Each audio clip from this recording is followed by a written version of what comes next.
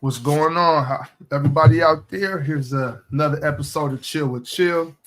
I know I missed all last week, but my man J-Rob, he definitely held it down. Shout out J-Rob, appreciate you, brother. But get the fuck out of my seat. I'm saying, Big Ox. I heard that shit at the end of that show too. I'm saying, Big Ox, that seat got hot. I'm like, yo, my man better get back here because, yo. Yeah. I had just got done with my second group that day. I jumped back on, and that's the last part I caught. I said, I know he just say that. Look, J-Rob, get up out my seat, man. Yeah, hop out. Get your ass up out of my seat. But for sure, appreciate you though, J-Rob. Good looking out, keeping the show going. You know, the show must go on. But man, Chilltown basketball is here. I love basketball. I'm so happy. We made it through the offseason, Chilltown. Yes, we did, yo. Yes, we did. Basketball season is upon us. It's not like basketball eve or no. Basketball season has started. We are in effect, Big Ox. We got a lot to talk about, yo. We got a lot to talk about. So real quick, before we get into opening night, because before opening night, there was that news that kind of solidified some things for most of us. I was a little on edge. I was on the fence of Giannis' future with Milwaukee. But you see that inked a new deal, got that extension going, got that together. What does that mean for Milwaukee? What does that mean for Giannis? What does that mean for Dame? And what does that mean for Chris Middleton? Well, first of all, Giannis, kudos to him for holding his organization accountable. Yo, I ain't got that much time left here. I don't, man. I'll be 29 years old next month. And being 29 years old, I probably, especially the way Giannis plays, I probably got 5 more years left at this level before I start breaking down. He ain't over, Ox, but before I start breaking down, right? So I need to maximize this time. And I'm not signing an extension if I don't think y'all serious about winning. So he wasn't sure about him. And what does Milwaukee do?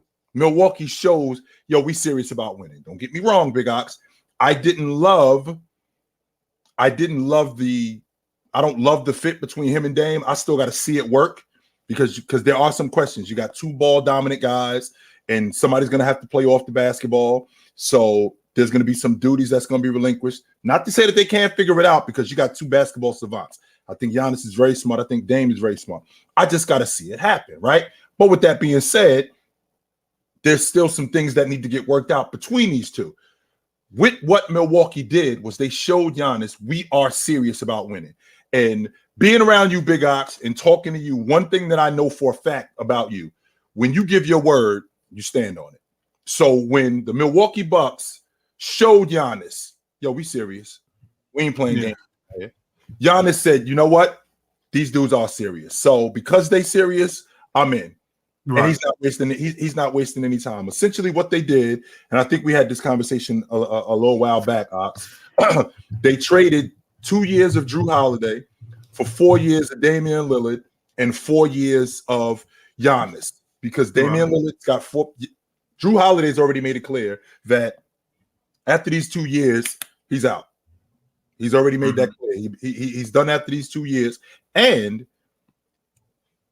Damian Lillard just signed his contract. He signed that contract extension when he was in Portland. So that put 4 years on his deal. So that leaves him 4 years. Well, Giannis, before he inked that extension, he had a 3-year deal with 2 of it guaranteed, with the last year of the deal, which is the 26-27 season. The last year of that deal was a player op. So what we're going to do is we're going to rip that up because he just signed an extension, and we got 2 more years. So now we're going to put 2 more years on this. And so he's at 5 total. So he's at 5 with 4 guaranteed. And 4 guaranteed with a player option on the 5th year. So we got 4 years of Giannis, and we got 4 years of Damian Lillard. So what does this mean, Big Ox? This means that the championship window to win it, it's not open long because Damian Lillard is 33 years old. I'm not of the belief that Damian Lillard at 36, 37, 38 years old is going to still be playing at a 32 a game, 28 a game level. I'm not of the belief of that. I don't think he's going to be that good at 36, 37 years old. I do think he's still going to be good I just don't think he's going to be that good. So that means that where we are now with Giannis at 29, with Damian Lillard at 33, I think they got the best rotation player in the game in Bobby Portis. Mm-hmm. I think they got their front line with Giannis and Brook Lopez. Yeah. With Brook Lopez, I think that they're elite in that area. I think the window to win it for them, I think it's 2-3 years tops. They have to win it. They got to win it in the next 2 to 3 years tops before we start to look in a different direction with this group. I gotta say, I'm happy to see that from Milwaukee. Now, I did raise some concerns. I had concerns when they moved Drew, and they said that they didn't talk to Giannis about it. However, if they talked to Giannis or didn't talk to Giannis, if Giannis signed off on it or if he didn't, sending Drew Holiday out, bringing Dame Lillard, and then signing into this extension, that definitely shows, no, we're here for you, Giannis. We're trying to make it right for you. No matter how I feel about the trade, I think those moves right there both show that. I definitely do. Which also, when you're talking about them not consulting Giannis, again, we do have to show how serious we are. Don't get me wrong. I don't have to do everything with your blessing, but I do got to show you that I'm serious about winning.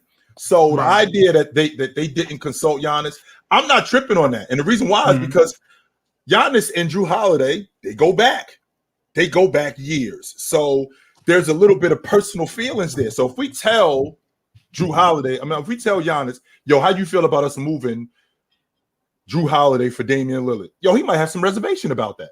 He don't know Dame. He's never played with Dame. Don't get me wrong. That doesn't mean he can't play with Dame. But, yo, I know this dude. This is my man. We won championships together. We've been in battles together.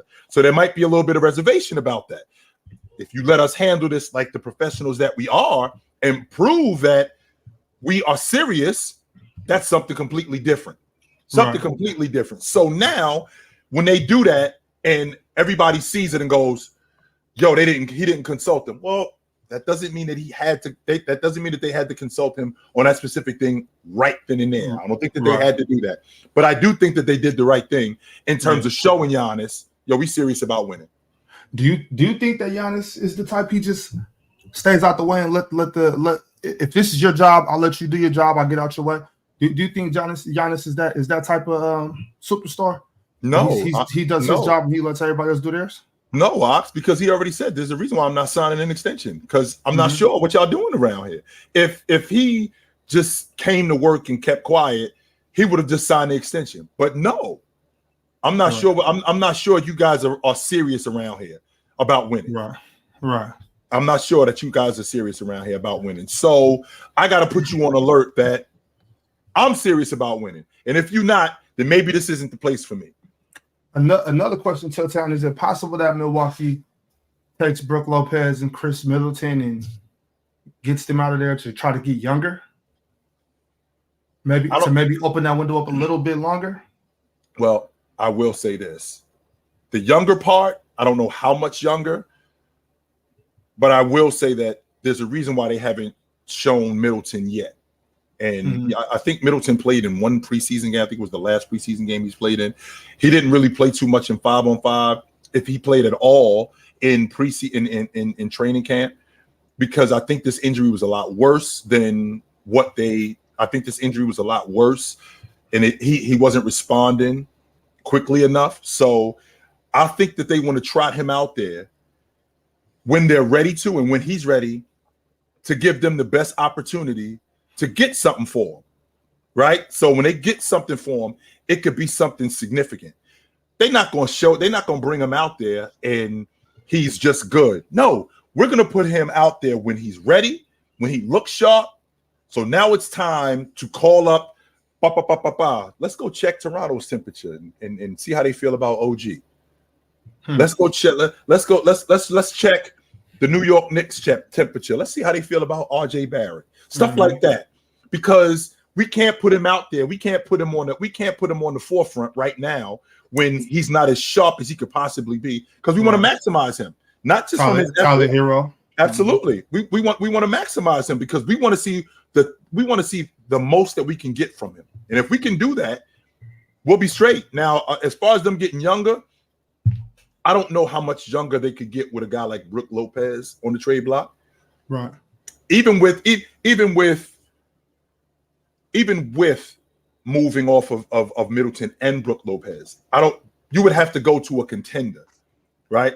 It's and there aren't teams that's contending that's willing to come off their young talent for you. As you know, maybe Mitchell Robinson. Well, you mentioned New York. Yeah, we did see that. Now, would the Knicks be interested in doing that? Because I don't like Mitchell Robinson for Brook Lopez, because what Brook Lopez provides for Milwaukee offensively, that you're giving up a lot, and right. I don't think that makes sense for Milwaukee. Yeah. Now, a guy like R.J. Barrett, a guy like OG Anunoby, where you got to put now you're getting back some of that defense. If you get a guy like OG Anunoby, now you're getting back some of that defense on the perimeter, and he's coming cheaper. He's younger and he's coming cheaper. So I don't love that the Knicks fit, but when I'm thinking about going younger, it's not going to be much younger. Right. When you're talking about a guy like if you're moving Joel Embiid for Julius Randle, RJ Barrett, and Mitchell Robinson. Mitchell Robinson is what, 26, 27? I think Joel Embiid is 29. So it's not like it's not like you're getting significantly younger if you're moving those pieces. No. And once again, just about that trade, I don't like that trade for either team, and not because I think it hurts either team. I just don't think it helps either one of them get better. I think they both are in the same position, and Philly could even end up being worse with that package.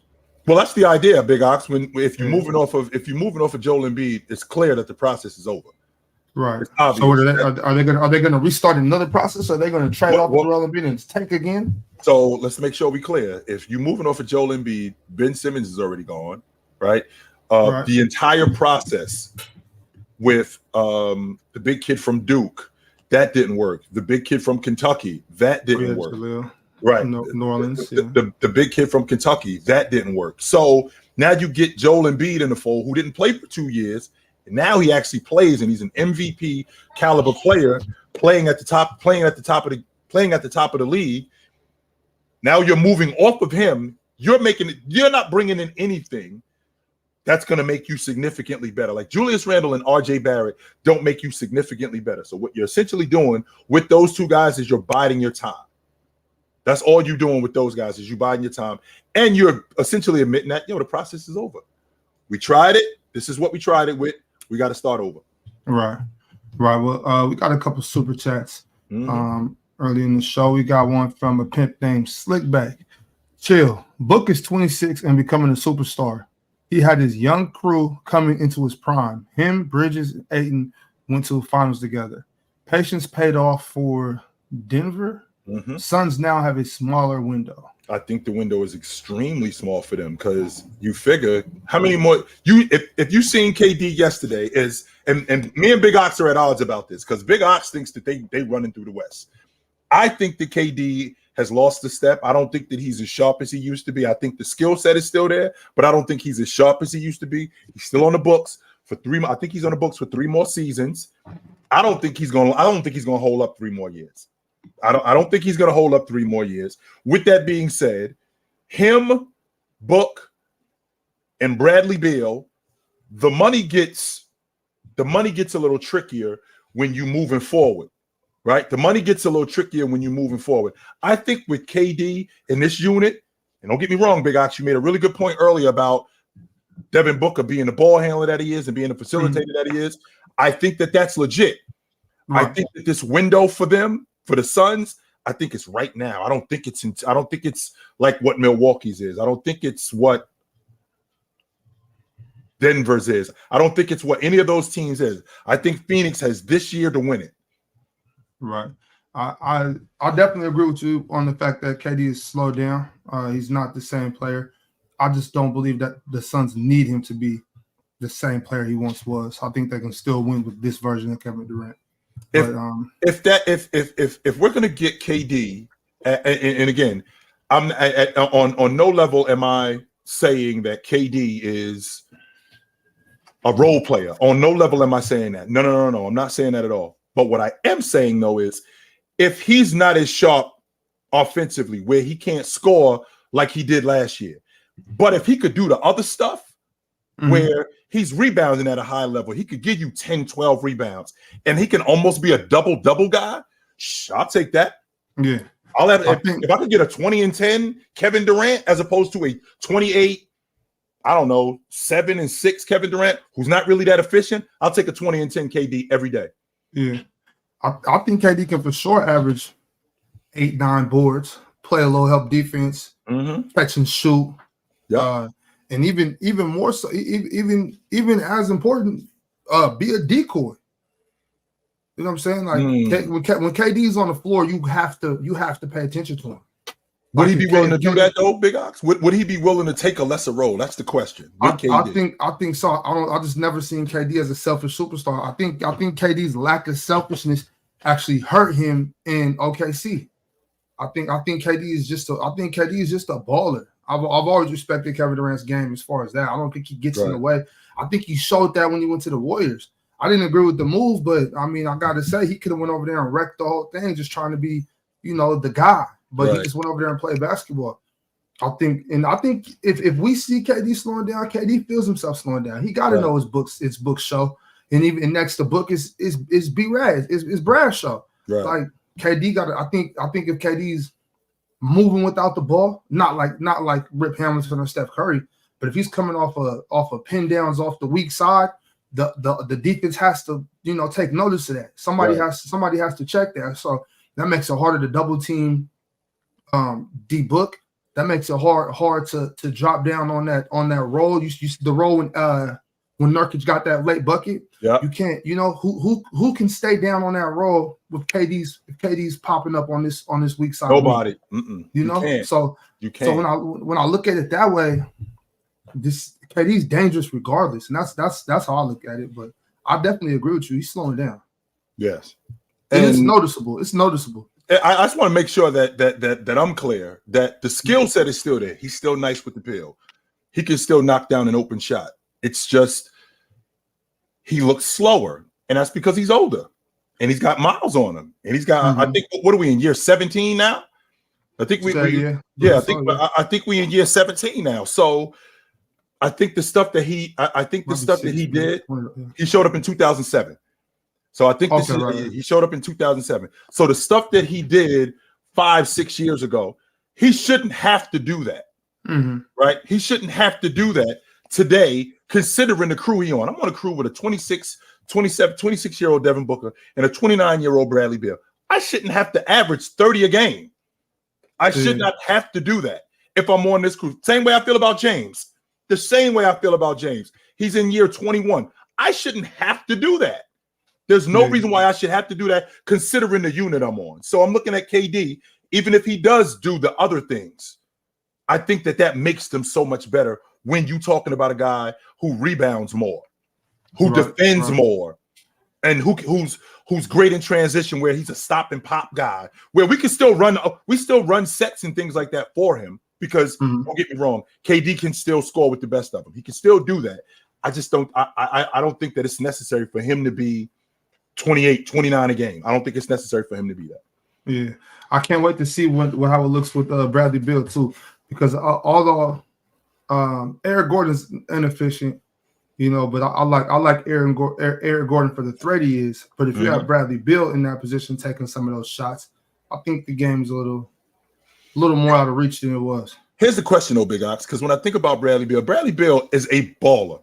The difference between a baller and a knockdown shooter.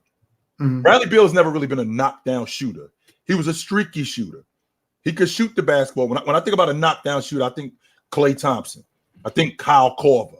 I think about guys like that. I think Bradley Beal is a scorer more than he is a knockdown shooter. So with him being on the floor and him being in that two-guard role, I don't think that to be honest with you, I don't think that the role should be relinquished to him at all. I think that if Book is going to play that, Book should play that and let Bradley Beal play off the basketball.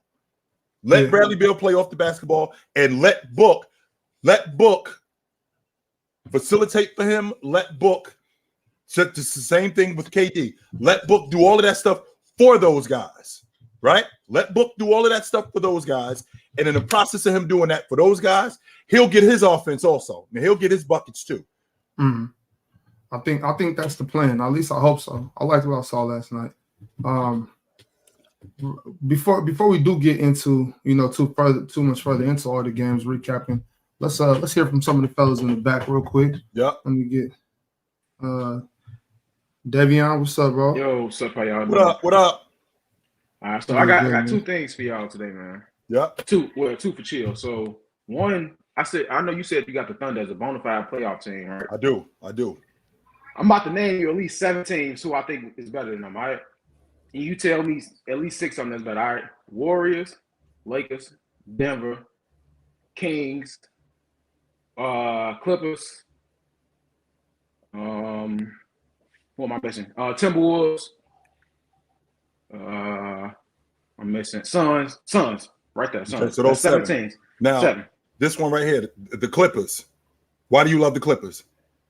Well, I think them having everybody back and them having Russ for the full season is going to help them overall throughout the whole season, keep them going. I think them getting a couple signings of the only team and them getting a new coach, Doc Rivers going, not Doc Rivers, I'm sorry, but them getting new acclamations and stuff, I think they're easily going to be better than the Suns. I think it's going to be close, but I think they're going to edge them out just because they got Kawhi who going to close games for them. PG going to be there. PG going to be – he said he on his bully stuff this season. Y'all already know. We'll see, though. We'll see. Now what is this contingent on? They help. But all right, okay, let's just say Clippers. Let's just take the Clippers off. Okay, the Clippers. Let's you just take the Clippers off. You said the Warriors, you said the Lakers, right. you said Kings. the Warriors, the Lakers, Kings. I can get with that. Phoenix, Minnesota, Nuggets. All right, let's just say those 6 right there. That's 6 right there. Right. Now, when I think about Oklahoma City, what they have is something that they didn't have last year. They got a rim protector, they got a rebounder, and they got another dude that can score in the post. You said Minnesota too. You also said Minnesota. So with that being said, with Oklahoma City now having a rim protector and a rim protector, a rebounder, and a post presence, I think that makes them significantly better. That makes Josh Giddey better. That definitely makes Shea better. I feel like that makes Lou Dort better. Why? Because that speeds them up. So now that's another dynamic that they didn't have. So now they could get in transition more. And those are more buckets that they could get in transition. I'm on the Minnesota train. I think Minnesota's a top. I was on the Minnesota train last year. Yeah, Cat got hurt. Top 5. Cat got hurt. I think that if Cat's not hurt, I think they're a top 5 seed. I'm still on that this season. I think they're a top. I think that they're a top 5 seed. I think them and Oklahoma City in that division. But except Denver's in that division too. So Denver's the class of that division. You can have 3 teams from that division in the top 5 or in the top 6. I think with the Thunder, the only thing is they starting lineup might be sold up, but they bench. Do you really trust they bench throughout the whole season to keep them in the playoff race to be top 6? That's what I don't trust. They started lineup. It definitely helped them a lot. Yep. Stars with Josh Giddey and Shea. What about they bench? Do you trust the rookies and the young players to come in and do when Shea off the bench? And what do they look like when he on the court? What do it look like if Josh Giddey get injured, let's say 15 games, and somebody else got to be in, Trey Mann got to start? What that look like? So you got to think about all the type of stuff throughout the season. I just don't think they're going to be a top 6 team. Absolutely. That's fair. That is fair. That is fair. And then I mean, that's all I got. I just don't think they're going to be a top 6 team. Then I got the games yesterday. Man, the Lakers game yesterday was just crazy, man. Like, just watching. I think everybody overreacting, man. I do. I think everybody's overreacting. It's like in football when you go up against the Super Bowl champs and they smoke you. It's not like you just went up against anybody. That's the champs right there. And, that's true. And not only is that the champs, it's obvious. My big fella is better than your big fella. That's obvious. That doesn't mean that this big fella is whack. That doesn't mean that he can't play, because it's obvious that he can. The problem that we having is this other dude is better, and he's significantly better. So nah, I'm not letting AD slide like that. Nah, man, you trying to get this man a pass? I don't like that. I'm not giving him a pass. I'm no, I'm not. No, you know what giving him a pass would be? You know what giving him a pass would be? Yo, we should take it easy on AD, man, because the expectation for AD, it really shouldn't be that high. Bullshit. They won the NBA championship. Right. Not only did they win the NBA championship, not only did they win the NBA championship, they now have had a full training camp. He is arguably the best defensive player in the game. Right. With all of that being said, I just watched him go up against a better player. That's what I just watched. And that can be true. But a lot of things he definitely didn't do in the second half that he did in the first half. He was taking it to Jokic in the first half. Jokic was in foul trouble. He had to sit him on the bench. He was really taking it to him. If you just going to keep doing that, I can live and die with you trying to go get a bucket and get us a win. Second half, he was in no action. They wouldn't give him in the pick and roll. He wanted the man in the ball when LeBron got off the court.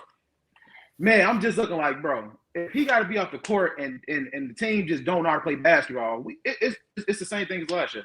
Like, if AD don't demand, all right, come on, brought off the court, it got to run through me every play. We're not going nowhere. And it's not just him demanding the basketball. This is who he was last year too, right? And I'm seeing the same. I know it's the same. I'm seeing the same thing with the offense. I'm not just seeing the same thing. I'm seeing the same thing with the offense.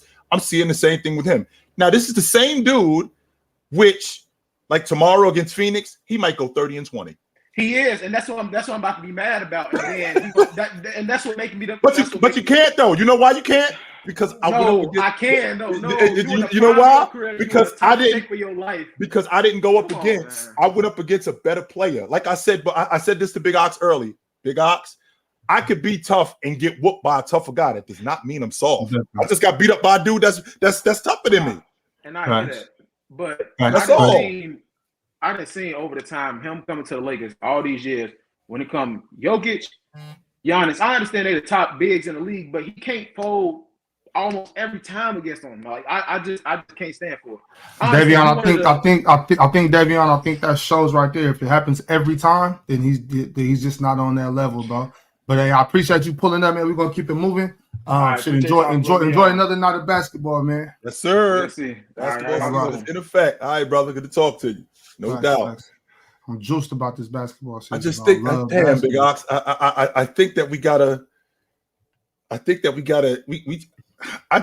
accept a lot of times when somebody is just better. Yeah. I just accept that. And if you think that y'all beating Denver with James carrying, it's not happening. It's not.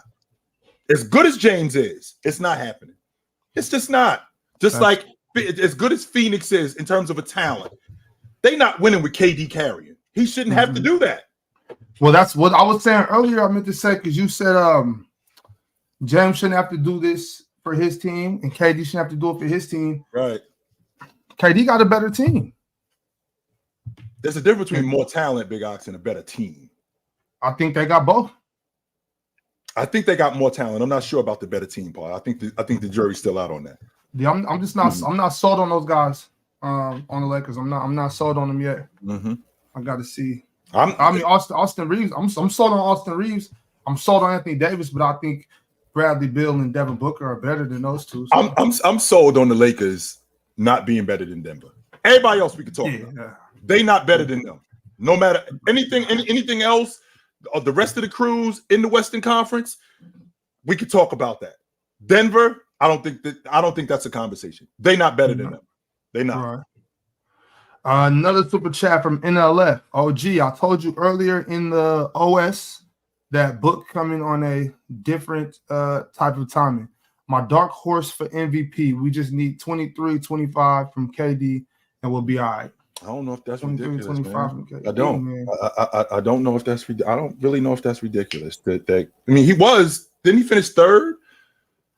I think he was.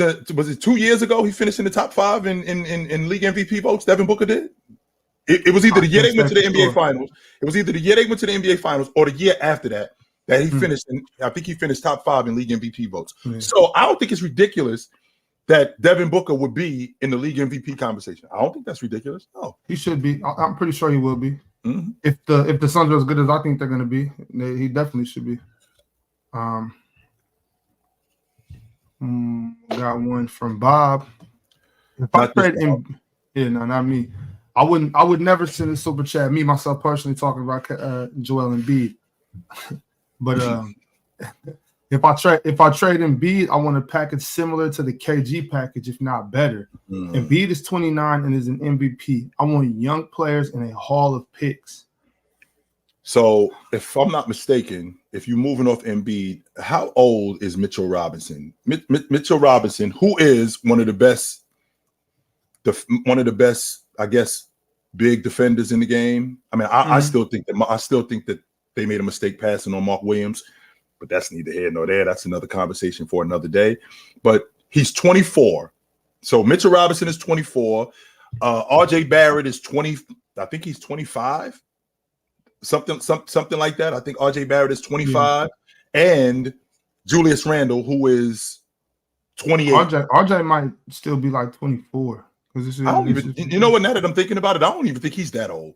Yeah, I think he might be 20. He came in with Zion in him. He only played 1 year of college. I think he might be 23, something like that, right? So Julius Randle's 28, Mitchell Robinson's 24, and RJ Barrett is 23, 24. I mean, if you're going to get a haul, it's got to be young players. For an MVP, I can get with that. But if you're Philly and that's what you're getting RJ. What you said, RJ, Mitch, and Mitchell Robinson and Julius Randle, who you could probably flip again. For sure. You could probably flip Julius again, and you basically building with RJ Barrett, Mitchell Robinson, and Tyrese Maxey, guys like that. You still keep the bias to be the vet. Right. How many picks do you have to get from the Knicks? Like if you're Philly, I want those 3, but how many picks do I want? Do I need 2 first rounds? Is 2 first rounds enough? Or do you need 3 first rounds or what? I don't think the Knicks is tripping. And the reason why I don't think they tripping because to get Joel Embiid on the crew with Jalen Brunson, with DiVincenzo, with Josh Hart, with an improving Grimes, right? With Hartenstein. With Hartenstein. With Hartenstein is one of the best young backups bigs in the game. With that crew, I don't think Philly tripping on those picks. So how many ones do you want? I'm thinking 3 on the low end. If Rudy Gobert went for 4, I don't think you're going to see that again. But I'm thinking on the low end 3. And I don't think the Knicks is really tripping on that. And if you're going to move off of Julius Randle and if you're moving off Julius Randle to Philly, I don't think he's staying there. I think he's getting flipped again. Pretty sure. Yeah. But even with something like that though, Chilton, he's still like they do that. It's got to be because they know Donovan Mitchell's coming. Because that team is not that good. That has to be the play. It has to be when you think about it, Big Ops. Because if you think about even though that's a huge gamble, 1, he can make the most money in Cleveland. 2, I think he's in a better situation in Cleveland. And the reason why I feel like he's in a better situation because that team is young. They're getting better. I think they're a top 3 seed in the East this year. And he's the catalyst to that. For him to go to New York, I'm not saying it's downgraded, but from a business standpoint, from a money standpoint, from a team standpoint, with Julius, with Jalen Brunson and Embiid, that's a huge gamble, man. A huge gamble. Because if you lose him, I mean, I still think that you got a good team, but if that's the play, it has to work. Right. Let me bring somebody else up before I read this last super chat because that's going to segue us into our next topic. Yo, Neff, what's up, bro? Can you hear me? What up? Yeah, y'all got me. What up? What's going on, fellas? Chilling in the office, another day in Milwaukee. Oh, you in Milwaukee? Okay, I see. Are you a Bucks fan or no? Oh, huge Bucks fan. Yeah, I'm going to the Heat game actually. I work at Marquette actually, and they bought a suite for us, so I'm going there. Dope. That's what's up. That's what's up. Let's talk about the recap though. Last night, the Lakers, man. I had them as a tier 1 contender with the Celtics, the Bucks, Nuggets, Suns. Mm-hmm. But after last night, I don't know, man. Like, what's turning you off? What's turning you off to them being? I agree with Damo, not 100%, but with a lot of what he's saying with Darvin Ham, man. Like, I get Ticket's point where he came in, did so well in the first his first year, even with the team getting revamped. But like now he has a really good squad, a really good roster, and his lineups are just so questionable to me. And his rotations are super questionable. It is the first game of the season. but still he had a whole off season with him and a half of his season last year. So I don't know, man. It just seemed real iffy and too LeBron dependent still. I think that, and then that's definitely a problem. 100%. I can get on board with that. There's no reason why they should be this dependent on James at this point. Yeah. There's no reason why they should. He tried to prep him for it too, like to not have that happen, but it's still happening. And I think that, and I also think that they should continue doing that, where managing his minutes, managing James' minutes, because again, this is a long season, and to throw him out there. Don't get me wrong. What you saw against me and Big Ox we had this conversation earlier. Hearing Denver talk all of that nonsense in the offseason after they just swept them. Of course, you should have come out sharper than what you did. But you don't see them again for a while. So managing James the way you should manage him, right? Managing James the way you should manage him is going to be good for the unit moving forward. Why? It's going to give these guys more confidence. It's going to preserve James. And you guys will be in a better position later on down the line, as opposed to, we're going to empty the tank with James. I don't think that that's a smart thing to do. I just don't. Yeah, agreed. Boy Wonder with that chat is hilarious. It just picks him out of a hat. Like, low key, that's kind of what it seems like sometimes. It's just like, all right, buddy, get in. And it's a random time too. And it's like off a run or like whatever, or somebody's hot. And exactly. It's like, damn, man. So odd. So odd. Yeah. Absolutely, brother. Right on, man. Appreciate you pulling up, bro. Good to talk to you, brother. Yes, Good to sir. talk to you. Yes, sir. Absolutely. Okay. So getting to this other super chat right here. And like I said, it was segues into something else going on in the NBA. We've been having some conflicting reports on this too, but we'll get to the bottom of it once and for all. Dropping Dime says, I don't think any team in the NBA should trade for James Harden. Someone will, I know, but he has no respect for the game. Hope his mom is okay, but still. What's the word with James Harden, Showtime? How are we feeling about that? Apparently, you said that he's actually with the team. Yeah, the word is that he's back with Philly, and apparently it was unexcused, but it was obvious that it was something going on with his family, and I don't think that it's obvious that he ain't washed. I mean, he averaged 20 and 10 last year. He missed being on the All-Star team because he missed the phone call. He was going to make the All-Star team last year, but he missed the phone call. With that being said, this is a situation that could have been worked out, and it still can be worked out, to be honest with you. If we can just set our differences aside from a personal standpoint, because that's all this is about, Big Ox. That's all this is about. This isn't about anything else but that right there. This is something if we can set our personal bias, our personal business aside and focus on the game and focus on our jobs, this Philadelphia 76ers team is probably the best situation that he could be in. And I don't see it any other way.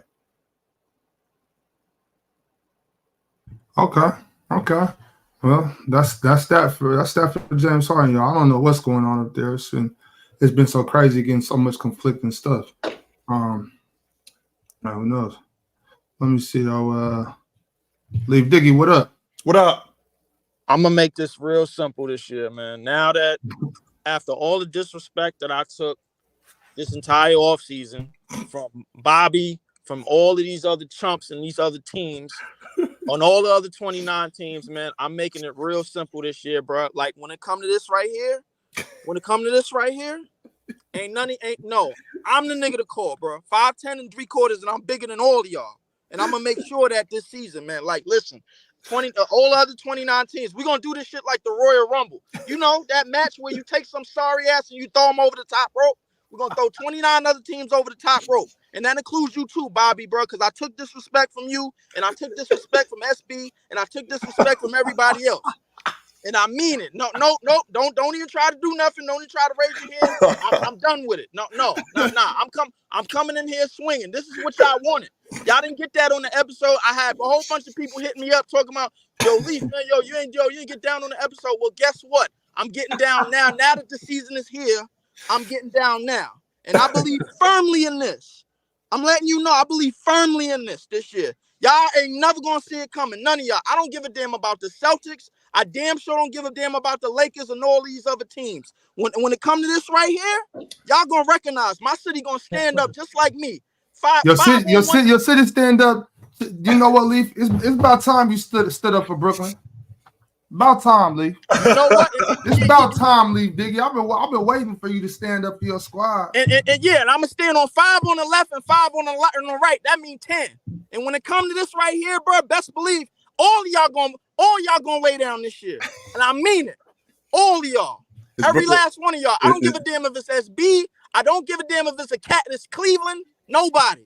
All y'all gonna lay down this year, bro. My team, bro, y'all ain't gonna never see it coming. None of you. Brooklyn. None of you.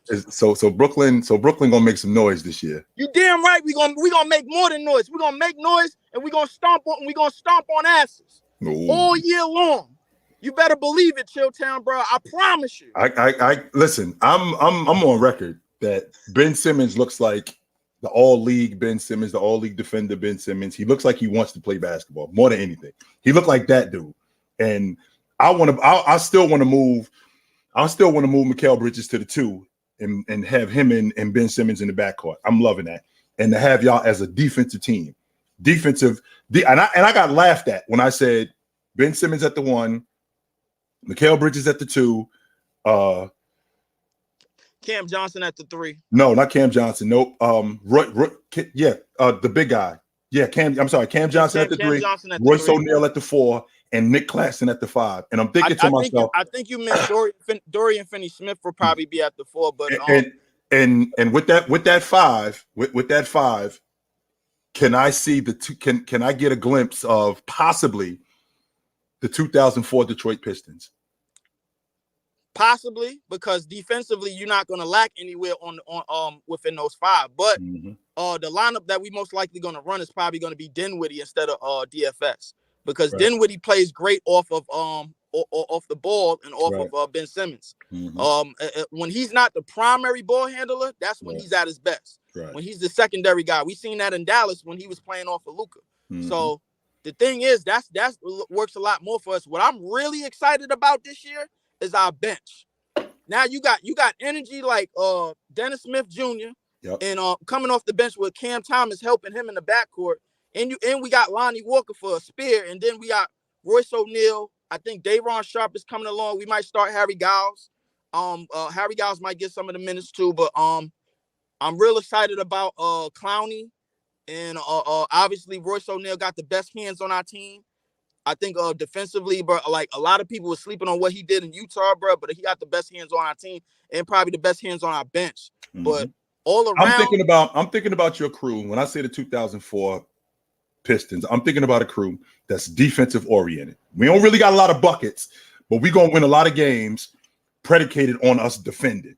Right. Period. Now, are we gonna be as good defensively as the 2004 Pistons? I ain't going that far, but I'm thinking along those lines, where our team is going to be predicated on defense. That's what we're going to do. A lot of the stuff that we're going to get is going to be in transition. A lot of the stuff that we're going to get is off of turnovers. That's how we're going to mandate our team, as opposed to trying to just outscore everybody. Like what the Detroit Pistons in 2004 wasn't doing. They were doing the same thing where they was just, our mantra is we locking down. We trying to keep games. We're trying to keep games as close to the 100 as possible. We don't want to get into the 120s and the 130. We don't want to do that. Well, the key for us is not for our starters to outscore everybody, for our bench to outplay every bench in the league. Because when you got multiple guys, and then we got arguably one of the best 6 men in the league, Cam Thomas, is about to get minutes this year. He's about to definitely get minutes this year, bro, for sure. Don't shake your head. Don't shake your head. Don't do that. Don't do that. Don't shake your damn head. I saw you. Don't shake your head. Cam Thomas is going to get minutes this year. And from top to bottom, realistically, this is Coach Jay Vaughn's team. Because this is the guys that he wanted. This is the two-way players that he wanted. This is the defensive minds that he wanted, all outside of Cam Thomas. And when you bring Cam Thomas in with the second unit, bro, like me personally, all I'm really seeing is probably a much better version of Vinny Johnson. Realistically, that's what I'm seeing, bro. And then when you have that second unit that's ready to come in the game and break the score wide open, now you got the defense set on in the starting lineup ready to do what they do, bro. Like defensively, I think defensively, I think we could be real good, and offensively, I think a lot of people are sleeping on what we can be off of defense. Yeah. But defense pace and transition in our bench is going to win us a lot of games. Breezy, do y'all play tonight or tomorrow? Nah, we play tonight on 7:30. Who y'all got? We got the Cavaliers. I know Chill Boys, Evan Mobley at the top of the depoy list, but I just want to say that Nick Claxton got a tough time, sitting well with him. You know what I'm saying? That matchup is going to be big for us. It's probably going to be the X factor, in my opinion. To what Leaf said, I'm on with the same type of time, but Harry Giles, he always finds soft spots for Ben Simmons. He could definitely help him space the floor, and the space in the floor between Claxton and Ben is not a problem because of DFS, and because I remember talking to Chill, and he said the 4 problem is the problem. I mean, he don't know what the 4 is, but the 4, I think he said that, but the spacing comes from Cam Johnson and DFS. Those are 4s that could spread the floor, and the significance of that is Evan Mobley, he got to now come out instead of being, right there to help on defense. He got to now come out of the paint. So, and it's a tough ad for Darius Garland and Donovan Mitchell because they smaller guards, and if it go like Chill said, and Ben Simmons is the 1, and Mikal Bridges is the 2, that's just a tough ad for those small guards. I mean, I know y'all can't see it, but I'm like down the block from the Barclays, and the energy over here is serious. All I seen was jerseys, Nets jerseys. I got a question. Am I ridiculous if I think Ben Simmons could be the defensive player of the year? No, but I think you're not. No. I'm gonna answer that. You're not as ridiculous, but the best defensive player on our team all around is Nick Claxton. Are you sure? I'm positive. Because I want you to remember something, Leaf. I want you to remember something. Ben Simmons shouldn't have played last year. Like the Ben Simmons you saw, the Ben Simmons you saw last year, that was a dude who was beat up. I'm talking about Ben Simmons from 1920, from 2021, the all-league defensive Ben Simmons. That's what this dude looks like now. Mm-hmm. So I'm thinking to myself, I'm a huge Mikal Bridges fan. He reminds me of Eddie Jones, and I was an Eddie Jones stan when I was a kid. But with that being said, when I think about Ben Simmons, his switchability, his point of attack, his ability to rebound, his ability to disrupt, and what that's going to be for your team in terms of your mantra. Right. Is it ridiculous for me to think that, even though I got Evan Mobley as the defensive player of the year, is it ridiculous for me to think that Ben Simmons could be the defensive player of the year? No, it's not. But because either him or Nick Claxton could anchor this defense, realistically. But and in terms of anchoring the defense on the perimeter and knowing what guys are supposed to be, I think it's Ben Simmons. In terms of the all around, maybe mostly on the court and switches and everything, I think it's Nick Claxton. But they both realistically, we got 3 defensive three depoy candidates if we work this right, and we got 2 MIP candidates if we work this right, and we got I just came from down there. Traffic was busted, but traffic was all busted up. But and we got a 6th man of the year candidate in Cam Thomas. So my thing is like if everything works out right and all the pieces come together, listen, like I said, man, listen, and when it comes to the other 29 teams outside of this, fuck them all. Yeah. Fuck them. That's where I'm at with it, bro. I'm not holding back this year. All the disrespect that I took in the offseason, I had enough. Right. I had enough. Well, look, y'all, check it out. Y'all heard the public service announcement for Leaf Diggy. Appreciate you, bro, for pulling up. Can I say just one thing? I just want to stick around for a couple more minutes. I'm gonna let you get your take off. Good looking, though, Leaf. Hey, drop safe out there. Be smooth in that traffic. Leaf Diggy. Hey, Leaf. Hey, hold on, Leaf. Turn your camera back on. Leaf. If y'all get your ass kicked, I expect to see you tonight on the graveyard shift. Don't be ducking no smoke. Hitting Leaf, though. Leaf know what time it is. I'm not. I ain't ducking it. I don't even duck. I don't duck Allah, Buddha, or Christ, man. Like I'm in there. I'm in there everywhere, bro. I ain't ducking nothing. Mm-hmm. So all right, Leaf. Mm-hmm. All right. So yeah, Breezy, what's going on, man? What's up? You got anything talk about the game tonight? Yeah, no. I said what I needed to say. I'm on that same type of time Leaf needed to say, was talking about, and I think the reasons I said is the reason why we win. But I wanted to kind of start the pot between you and Chill. You know, now I was looking at the '93. This is where the question comes from. We was talking about should the All-Star situation go back to the East and West instead of just players picking the players, and I was like, yeah. So when I went and looked at one of the rosters, I seen that Dominique Wilkins was a reserve for Scottie Pippen. So I said, wow, who was the better player? Is it for Chill, Dominique Wilkins, or Big Ox, Scottie Pippen? So I kind of wanted to see y'all go at it and see, you know, what happens. Well, I dig Scottie Pippen too, and I think he's the better player, but it's a difference between my favorite player and the better player. And Nick is my favorite player, but Scottie was better than him because he did more. All right.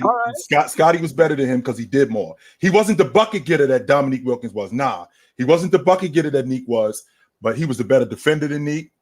He was a better facilitator. He was a better passer. He was a better all-around player than Nick. And if Scottie proved that when Jordan was gone, like we didn't know how good Scottie really was until Jordan was gone. I mean, they were a call away from taking the series back to Chicago and ending it and getting to the Eastern Conference Championship. They were a bad call away from that happening. So I'd have to go. Scottie Pippen's my guy. I'm a huge Dominique Wilkins fan, but I think Scottie was better. Yeah. I think it goes without saying. I definitely got Scottie. Much respect to Dominique, though. You know, it's nothing but love. But all right, though, Breezy, appreciate you pulling up, bro. Breezy B, be easy, fam. Yes, sir. Be easy. Excuse me. So yeah, that wasn't that difficult for me, Big Ox. As much as Nick is my favorite, I mean, Scottie is the man, no doubt about that. Scottie is the man. I don't pull no punches about that. And anybody who knows me knows I dig Dominique Wilkins. Anybody knows me knows that I dig Nick. So right, no doubt about that. Right, real quick, we got another super chat from Nuance. What do you think about Patrick Williams not getting an extension with the Bulls, and do you think he can make that jump to get that big check? Well, first of all, not this season that just passed, but the season before that, he was hurt. He missed the whole season. So the season that just passed, that was a transition year. It wasn't like he opened up enough eyes for them to just go, yo, we're going to add him to the roster and extend him. No, they just weren't. They weren't sure about what they were doing with him. So I still feel like he got work to do, and I'm still not sure what they're doing in Chicago. To be quite honest with you, I'm still to this day I'm not sure exactly what they're doing with Chicago. They re-signed Vooch. They got DeMar DeRozan on the books, who I think that they're going to end up moving. Losing Lonzo Ball was the difference. Losing Lonzo Ball was the reason why this thing fell apart. Of all of it, I feel like the reason why this whole thing fell apart more than anything was because Lonzo Ball was hurt. Because if Lonzo Ball is healthy, he gives them a way different dynamic than they didn't have. He gives them a primary ball handler. He gives them that defender. He's a bigger guard who can knock down shots. Now Zach LaVine and DeMar DeRozan, who are both more comfortable playing off the basketball, can play now and play in space. So now, if you got Lonzo, you make life less difficult for them. But the fact that Lonzo ended up breaking down, he threw a monkey wrench in everything that they were doing. Because before he got hurt, they were a top 5 seed in the East. Right. Well, it's yet to see. We'll see, man. I hope. It's been a long time since we've seen Lonzo, man. I wish he could just get healthy. It's rough, but it's part of the game. Got another super chat, but let me actually let's do this though, Chilltown. Did you have more to say before we get into that? Did you have more to say about the Lakers game? I think we covered it. I think we covered it. Okay, cool. Okay, now I'll move on to today. I kind of want to run down these games for today. Yeah. Obviously, we'll save the big one for last because I know we're gonna get more in depth. But I just want for the people listening. I know most people have their takes and their predictions on the game. Chilltown, I want to get your predictions, and obviously you don't have to go too deep into it unless obviously you want to. Right. But let's start with today we have actually the Hawks versus the Hornets. Who you got taking that one? I'm going to take New Orleans. They're fresh. They're healthy. No, it's the Atlanta in Atlanta, not New Orleans. New Orleans Pelicans. I'm sorry. I think Atlanta beats. I think Atlanta beats Charlotte 100%. I do. Okay. I think they beat Atlanta them. gets them. And then we got the Wizards Pacers. I think the Wizards are the worst team in the league. I think the Pacers handle them tonight. Yeah, definitely. A game that actually I'm curious to see is Rockets versus Magic. I'm interested to see that too because I've been hearing a lot about what the story is with the Houston Rockets, how much they're going to improve this year. So I'm interested to watch them. I think Orlando is significantly better this year than what they were last year. That's a team that we're not talking about. I think that they beat Houston tonight. And actually, I think I'm on board with you on that. I do think Houston's getting better, but I want to see them more so for Orlando. I'm more interested in what the duo of Franz and Paolo. I actually talked about this before. I have Franz and Paolo as the best duo for the next 5 seasons. You know what I'm saying? In about 2-3 seasons, I expect Franz and Paolo to be ready. So as of right now, you feel like they're the best young duo in the game? Yeah, unless I'm forgetting anybody, yes. I'm just talking. I'm just talking about from the stand. I ain't talking about Jason Tatum. I ain't talking about Jaylen Brown. I ain't talking 24 about and under. Yeah, I'm talking about young duos, and you're talking about kids. Like these dudes are on their way. Yeah. Wow. To me, they're the best duo, and it's kind of clear cut if you ask me. Okay, we'll skip that game. Well, we can. Did you give your take already on that Cavs Nets game when Breezy? No, I didn't. Okay, no, I did how not. you feel about that one? I think the Cavs handled them. I do. I understand where as good as Ben Simmons is defensively, but I feel like Cleveland is just as good, if not better, defensively as a team, and they better offensively. Yeah. Timberwolves Raptors. I think Minnesota's a top 5 seed in the West. I think they handled Toronto tonight. You got a healthy you got a healthy Cat. Rudy Gobert is open tonight. I'm real interested to see what happens in Minnesota. Very much so. Okay. We have Edwards is the man. Yeah, man. I sometimes just forget how good he is. I can't wait to see what he does. Oh, he'll remind you. Don't worry, Big Ox. You'll catch him. He'll remind you. It might go over your head from time to time that Ant's up in Minnesota because it's cold up there and ain't nobody really paying attention. But then you'll catch yourself scrolling League Pass one night and see 42 and 8. In 3 steals, like, oh, I forgot Ant is up there. 42 and then other than that, we have Detroit, Miami. I think Miami comes out on top against them tonight. But how you feel about Franz and Paolo? I feel the same way about Ivy and Cunningham. That's how I feel about those two guys. I think that they are on their way to being one of the best young duos in the game. Yeah. Let me see. And then we have the Pelicans do play tonight. They play the Grizzlies. Right. What do you got? New Orleans. I think New Orleans handles them. Yeah. Zion's healthy. Brandon Ingram's healthy. This team, from a talent standpoint, we should be talking about them like we talk about the rest of the teams in the league. Like I told you, Ox, if I could get 4 or 5 years of health from Zion, the way we talk about Luka, the way we talk about Jason Tatum, we'll be talking about him like that. But these guys are healthy tonight, so let's see what I think they win. I'm really excited about the Pelicans this year. I wish they were in the East. We got the Thunder versus the Bulls. The playoffs start tomorrow, and y'all got to see New Orleans in round 1. I'm like, pissed. It's some bull. I'll be pissed. Hell no, I want to see them dudes in round 1. No. I mean, honestly, I'd rather play the Nuggets. I'd rather play the Nuggets than the Pelicans. Nah. Who did you say, Big Ops? You said the Bulls? Bulls and Thunder. I'm out on Chicago. I'm out. Yeah, that's safe. I'm out. I'm out on Chicago. The actual game of the night, we have the Kings versus the Jazz. The Kings versus the Jazz. as up and coming as Utah is, they're not there yet with the Sacramento Kings. Utah does not fare well in Sacramento.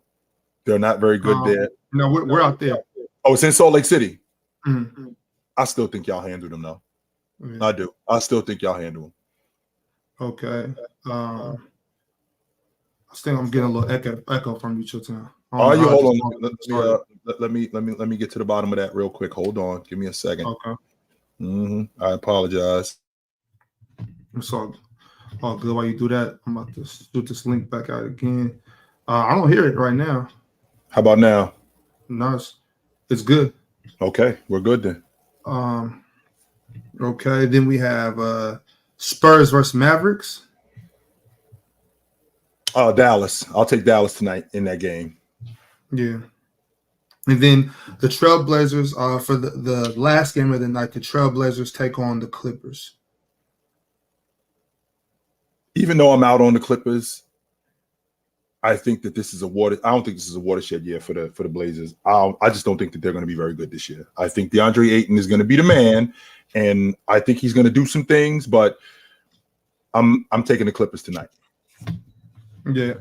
Okay. Yeah. Well, for the actual what they call a primetime game, the game that everybody supposedly wants to see, even though, like I said, the Jazz and Kings game is the game of the night tonight. How do you feel about this Celtics-Knicks game? I like it, B. The Celtics, they struggled last year against the Knicks. And I feel like the Knicks are one of the toughest, tough-nosed teams in the game.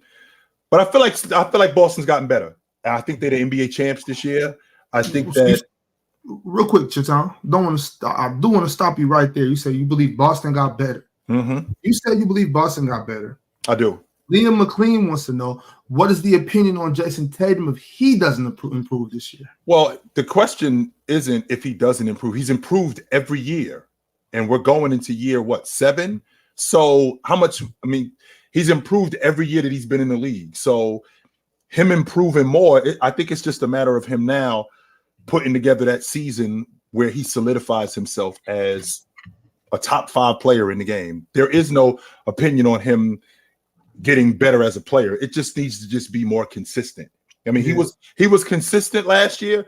It just needs to be even more consistent, I think. Well, see what do you think Liam McLean is talking about here when he says like make the improvements he needs? Like, what are the improvements that Jason Tatum needs to make? Well, a lot of people think that he should be playing more in the mid-range, which I think so too. I think that he's definitely a better mid-range shooter. In fact, he came into the game as a mid-range shooter. He pushed his game out to the long ball line. With that being said, I think he can improve defensively. I definitely think that can improve considering what they have defensively with Drew Holiday, with Jaylen Brown, with KP, with Al Horford, with Derek White. I think he can improve defensively, and I expect to see that from him.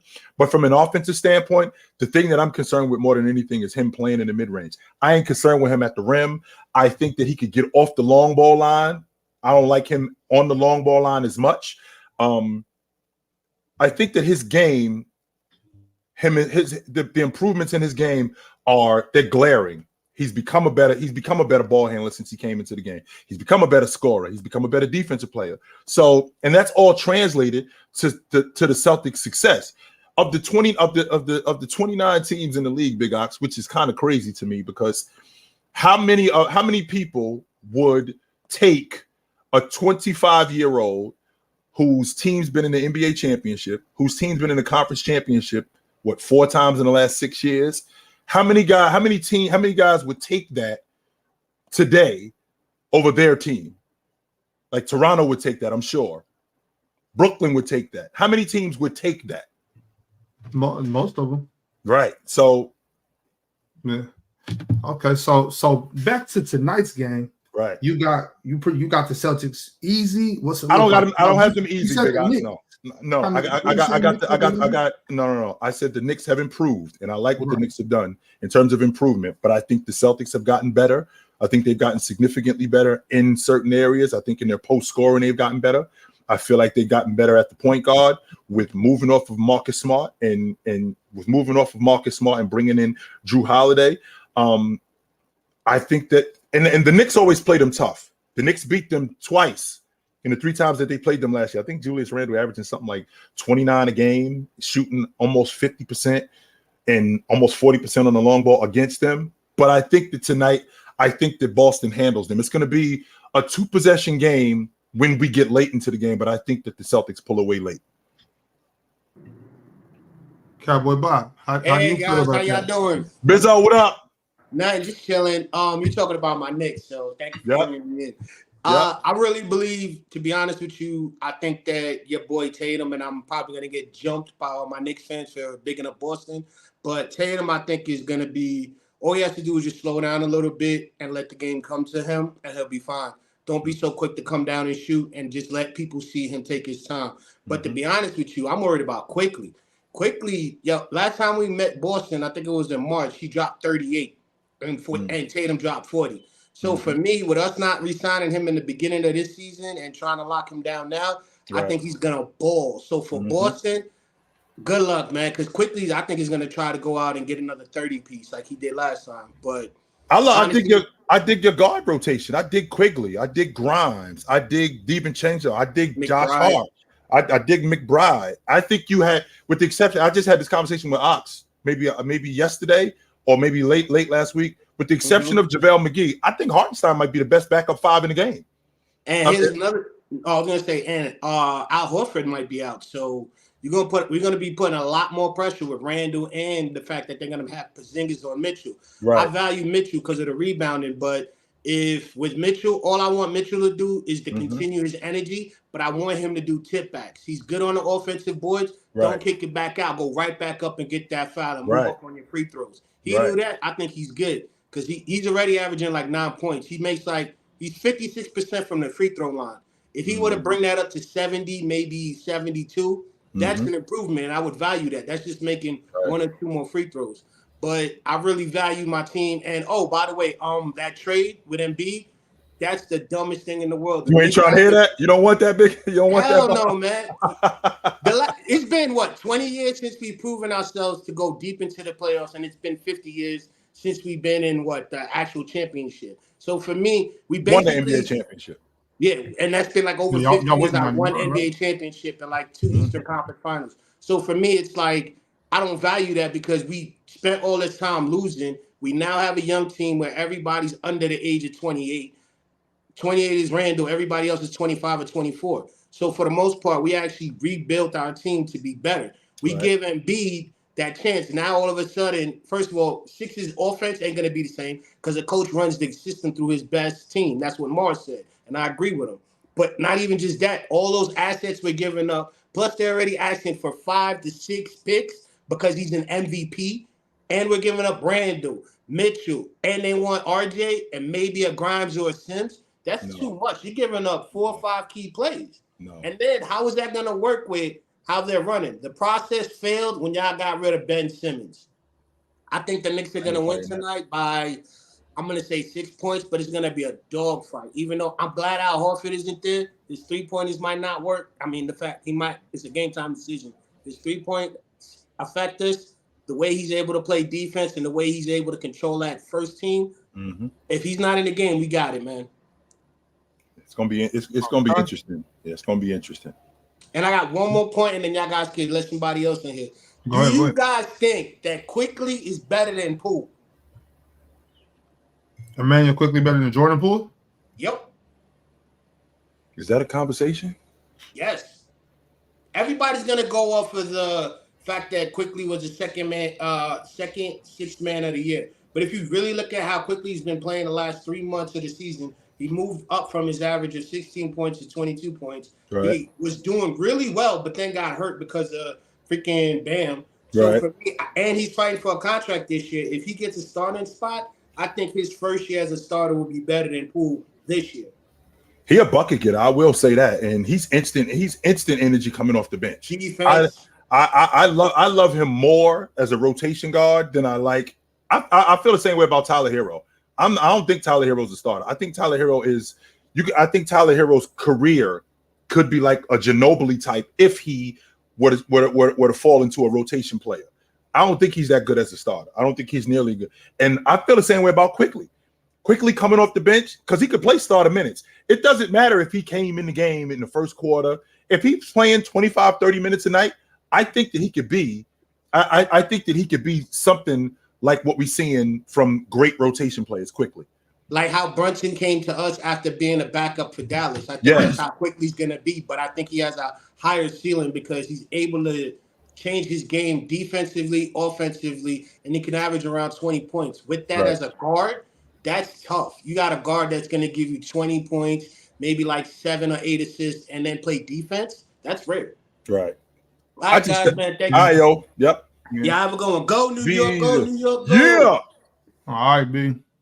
I just look at I look at guys like Tyler Hero and how effective they are when they play in rotation minutes and how much more they can affect their unit. And a guy like Tyler Hero, who he's not asked to be a great defender, right? But on that unit in Miami, him coming off the bench, playing 25, 30 minutes, get buckets, and be solid defensively. I don't think that there's many guys in the league as rotation guard, not rotation guards, as rotation players better than him. Bobby Portis, Josh Hart, Quickley, him. Those are the three guys that I'm thinking about. Those are the three guys that I'm thinking about those are the three guys that I'm thinking about in addition to him that I think could be awesome in terms of being rotation players. Yeah, I on that question that Cowboy asked, I definitely got Jordan Poole over Quickley. Quickly's nice, though. Quickly's nice. Well, let me see. We got Tim Hobbs. What's up, man? Haven't seen you in a while. What's good? What's good? What up? What up? Chilling. How you doing? Chilling. First of all, man, I got Big Ox. So you think in the next 3 to 5 years, Paolo and Franz gonna be better than ANT and Jalen? Yeah. I don't know about that. Yeah, I got real high expectations for those two. And I got real high expectations for ANT and Jaden. To me personally, I feel like Jaden McDaniels is the best perimeter defender in the NBA. I could be wrong, but shit, you can't name too many players better than him defensively on the perimeter. And he's definitely top 5. And I think Ant is, me personally, I got him like a top, maybe because Jaylen Brown, he nice. I think Ant is a top 3 shooting guard in the league right now. So I just don't think that duo can be better than Jaden and Ant. Also, chill.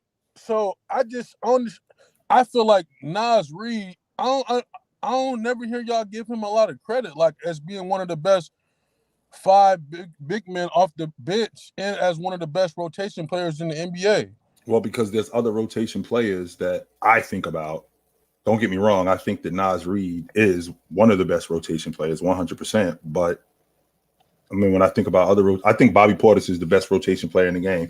But with that being said, I understand you. I understand where you at with it. You like, yo, why aren't we talking about Naz Reid? We should be talking about Naz Reid because he is one of the better rotation players in the game. 100%. He definitely is one of the better rotation players in the game. I will not argue that. Yes, I do. One second, Sam. I think Tim's been a little bit of a homer with these picks, though. Oh, absolutely. He's a Minnesota guy, no doubt about that. I'm from the city. You a homer with the Kings. So. But with that being said, what he is saying is true. Naz Reid is one of the better rotation players in the game, and had him and Jaden McDaniels been healthy, I don't think they beat Denver. I do think that series is more competitive, though. That series goes 6 or 7 easily, man. I do think that series is definitely more competitive if we're talking about those guys being healthy. 100%. Easily 6 or 7. And then another thing I don't understand about is when you guys talk about young cores, I never ever hear the Timberwolves being in that discussion. You don't have a young core, that's why. How do we not have a young core? We got Jaden McDaniels, we got Anthony Edwards, we got Naz Reid. And what are these dudes doing? Like since we on let's talk about your young core, by the way. What are these dudes doing? This unit is built around Cat, this unit is built around Anthony Edwards, and this unit is built around Cat, Anthony Edwards, and and Rudy Gobert. That's who this unit is built around. This unit is not built around the young core like Big Ox was talking about with Franz and Paolo, like Detroit is built around with Cade Cunningham and Ivy. This unit, your unit ain't built around those young guys. The reason why ain't nobody talking about your young guys, no, it's not. The reason why ain't nobody talking about your young guys because ain't nobody paying attention to them dudes because they're not producing like that. Don't get me wrong. I think Jaden McDaniels is awesome as a defender, but he ain't there yet.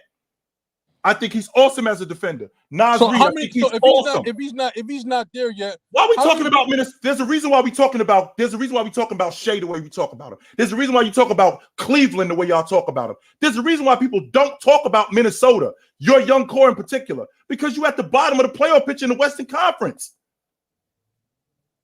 And that team is built around that team is built around different people. It's not your young core is the addition to what that team is built around. That team is built around Cat, Ant, and Rudy Gobert. Naz Reid, Jaden McDaniels. Who else am I talking about? Naz Reid, Jaden McDaniels. Ain't nobody really paying attention to them dudes like they should outside of Minnesota. Ain't nobody really paying attention to them. They not. Right. And that's why I'm telling you that just like people thought that we traded our whole future away for Rudy Gobert. No, we still got our future with them three guys. We just signed them three guys to huge extensions. I'm on the problem that I'm having is that not a lot of people talk about Minnesota. I'm in the minority. I think Minnesota's a top 5 seed, but ain't nobody really talking about Minnesota like that. I talk about Minnesota. The fact that Cat got hurt last year, that really threw a monkey wrench in everything that they were doing. Hopefully he can stay healthy. And if he stays healthy, I think they're a top 5 seed in the West. With Cat being significantly better, I think they're a top 5 seed in the West. And I get that, Chip, but for you to say they're not building that unit around those three guys, I call cap on that, man. I call cap on that. Whoa. You call cap on what? You said that you don't think that they're building the team around those three guys. Yes, they're not building that team around Ant, Jaden McDaniels, and Naz Reid. They not. They are. Yes, no, if they were, then you wouldn't have gave up 4 first-round picks for Rudy Gobert. That would not have happened. If you wouldn't have just signed, you wouldn't have just extended Cat a season or 2 ago. Cat just signed the max. So why you wouldn't have gave up 4 picks? So why did we just sign Jaden to a 5-year, $140 million? Because he's one of your young players, 100%. Okay, why did we just sign Naz Reid to a 4-year deal then? Because he's one of your young players building around Cat, Ant, and Rudy Gobert. That's why. Those guys aren't the core of your team. Yes, no they way. are. Yes, they are, Chill. Yes, they are. Yes, they are. Okay, let's just say for the sake of argument they are. Let's say for the sake of argument that Jaden McDaniels, Naz Reid, and Ant are the core of your team. Who y'all beating? No, I'm not. No, what I'm saying. No. Let's stay right here. Let's say right here. With that being your core, a rotation guy, an elite defender, and a scorer, and an elite defender. Who are you guys beating? No, you're not understanding what I'm saying. I really don't. I'm not getting it. Okay, so my issue is when you guys talk about young cores, you guys never mention them when we have the best 5 rotation center in the NBA. To me, we have the best perimeter defender in the NBA, and I never hear you guys talk about him as being one of the best young cores in the NBA. You don't, though. The reason why you don't is because you have that. If you were building this unit around Jaden McDaniels, Naz Reid, and Anthony Edwards, why is Cat still on the team? Why is Rudy Gobert still on the team? I guarantee you by this season, Cat won't be on this team no more. So until then, I guarantee you until then, Cat. I guarantee you that. And you want to know why? You want to know why, Chip? Because they just paid Jaden McDaniels and Naz Reid all that money. That's why they're going to move off of Cat. So if that's true, then we can have a conversation about that being your young core and you building around that. Until then, Cat is your guy. Rudy Gobert is your center and your rebounder and your rim protector and your paint presence. And Anthony Edwards is your best player. Period. Right. He is our best player. Yeah, that's a fact. Some of this argument seems a little bit like semantics, maybe but we'll see what happens with Minnesota. Just like they beat the Lakers last year, huh, buddy? Just like they beat the Lakers last year, huh? How about you come on up here? Matter of fact, don't come up because I'm gonna end up cussing you out. Don't come up here. Don't come up here. No. Don't come up there. I'm so sick. Big Ox, man.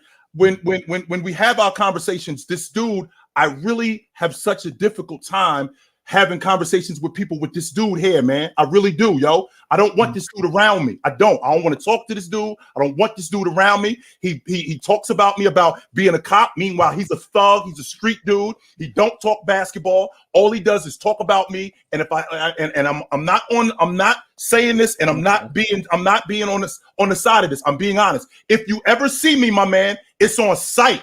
Don't say nothing to me. Swing on me. I'm telling you that right now to your face. I will tell you this to your face. I know Chill ain't bullshit neither. If you see me, my man, if you see me, it's on sight. Don't say a word to me. And I mean that shit from the bottom of my heart. Ox, I don't want that dude around me. I don't want to talk to him. I don't want to see him. I mean that shit, yo. I can't stand the sight of this dude because I'm tired of talking to this dude. I'm tired of him. I am. If we're gonna sit here and talk basketball, let's do it. But goofy like that, I'm not trying to hear it. I will not hear it. I will not. I will not. Yeah, we definitely gonna keep it basketball. Get that shit away from me, man. I want to raise your high blood pressure, Chill. No, I don't got it. I take real good care of myself, brother. I do. I take real good care of myself. I don't have high blood pressure. None of that stuff. None of that stuff. But what I am is I am a basketball commentator. I commentate basketball. I analyze basketball. I'm not up here talking about thugging like this goofy right here does. I ain't talking about welling like this goofy ass dude right here does. I ain't talking about bring it like this goofy ass dude right here. And like I said, anytime if you ever see me, I mean this from the bottom of my heart. It's on sight, B. Don't say a word to me. Swing on me. That's all I'm saying. And I don't care about none of that other shit you're talking about. And Big Ox, I'm trying to be as diplomatic as possible. So let's get it. Fuck this dude, Joe. And on everything that I love. Fuck him. Yeah, I mean that shit. For sure. Let's get on track. I hear you know Tim.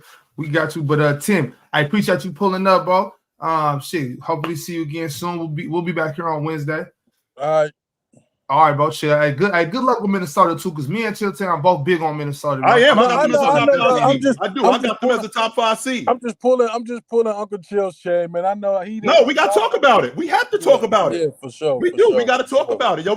I can't say that I can't say that I'm a fan of the Minnesota Timberwolves and I think that they're a top 5 seed, and then talk about everything that's not good with them. I got to say why I think they're a top 5 seed and who they building that unit around. For real. But the future is ANT Jalen and Naz, though, man. We just gonna leave it at that. For sure. All right, Tim.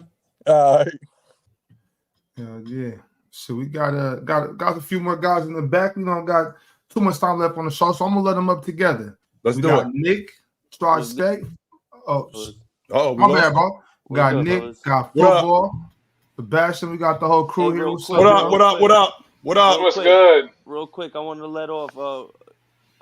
I gotta say what Bob was saying. Definitely respect his takes. He definitely right about Tatum. All he got to do is just slow it down. And if anything, Tatum can learn something from Book, because Book is starting to master that craft. He's really letting the game come to him, and that's why he's really doing what he's doing now. So Tatum definitely took the words right out of my mouth. He definitely was on point. So shout out Bob for that. You can't speed up Book. Book is he just plays at his pace, and he's starting to really low key become a pretty dominant player. I think his playmaking ability's gotten a lot better through the last 2-3 years. Smooth game, Book is one of my favorite offensive players to watch. I don't even like Phoenix because I'm not a fan. I'm not the biggest fan of KD, as a lot of people know. But Book is so smooth to watch. I mean, mid-range game is pretty, pull up, good handle. Knows when to release the ball, knows just the timing. Book has really found his rhythm. He kind of look like a better version of Jamal Murray. Like if Book was what was in Denver doing what had the ball like Jamal Murray, I think that he would be doing that. Like what Jamal Murray does, except better. So real quick too, I want to. I was talking about the game earlier. I was at work, but I was still listening as much as I could. I'm a Laker fan. AD, I understand he don't want to play the 5, but he needs to understand for the Lakers to be as good as they can be, he needs to adapt to that role. We've been here 4 years now, man. He needs to be great at it because if he's able to play the 5 effectively, that's when the Lakers will be at their best. It's been 4 years. Well, he can't though, and here's the thing with AD. What people need to realize, and it's very frustrating hearing people trying to say, because I know Chill, you even have this idea that AD is the best player on the Lakers. He's not, Chill, and he's not, because you know what suffers. This is a question I like to ask everyone who thinks AD is the best player on the Lakers, keeps tiling this, even though they keep seeing the offensive gaps in this game. What's a bigger fall off? The Lakers defense when AD's off the floor, or the Lakers offense when LeBron's off the floor?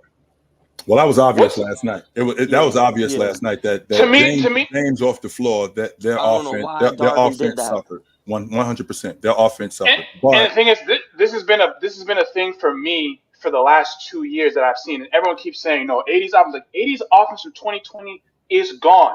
Out of all the elite bigs that we can name in this league, he has the worst offensive, least refined offensive game. Even if you look at the baskets he made last night, right? It's all face-up. He has very little. Like, I want people to actually watch AD's post-game. He has no counters. He doesn't have a mini hook shot that Jokic does when he has a smart guy on him. He has no go-to move in the post. None.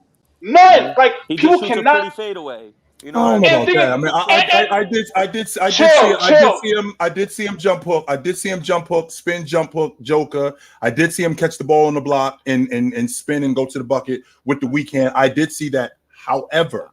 However, there should be something like a turnaround hook like Shaq has, or not just the face up, the dream.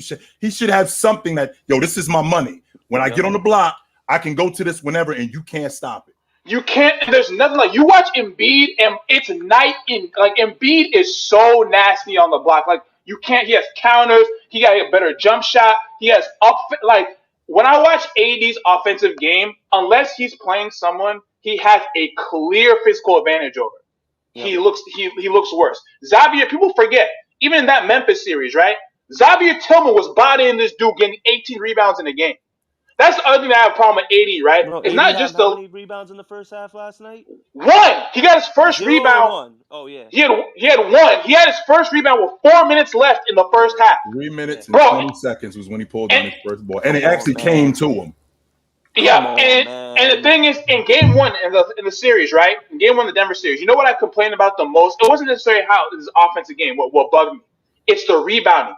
Jokic had 12 in the first quarter, and AD had 0. Bro, by the time LeBron had 6 and Jokic had like 13 in the first half, AD still had 0 rebounds. It's unacceptable. That's part of defense. Like, and see what's gonna happen is he's gonna go 30 and 19 tonight, and then in the next 2 nights he's gonna go 28 and 17, and then it's gonna be something completely different. The problem we having is that we have to accept the fact, which I've already accepted it, the other dude is better than him. That doesn't mean he's soft. Dudes, it's not just dude. No, because I've seen him go 40 and 20 on Giannis. I've seen him do that. He's not better than Giannis. Giannis is clear. I ain't saying that he's better than Giannis, but don't act like it wasn't a conversation 4 or 5 years ago, because it was. That's number one. Number two, I've seen him stand up to Giannis. The problem is that the other dude that he went up against last night, he's the creme de la creme. Chill, that's all it is. 4 or 5 years ago, Giannis was entering his prime, and AD was in his prime. 4 or 5 years ago? 4 or 5 years ago, Giannis was entering his prime. And 5 years ago, AD was 25, so he was entering it too. But he was entering it too. AD 30. In like 2018, 2019, AD wasn't in it. He was entering it too. That was like year 6, year 5. But here's my problem, Chill. His offensive game should be more refined. Like he literally that I can get with. I could get with. I could get with that. Post game, and people think I'm kidding when I say his post game is like. Honestly, people think I've been saying trade AD for the longest time. The Lakers would be better with trading AD for another scoring guard, right? A scoring guard and a big that can just defend the rim than having AD. Because if you're trying to rely on AD to generate points by himself with LeBron on the bench, he cannot do it. In Game 4, right, because LeBron was playing mostly off the ball yesterday, right? In Game 4 of the series in December, when he had the most points, again, people talk about LeBron. He had the most points in the first half of a playoff game ever in his playoff career. Ever. Like, ever. Right?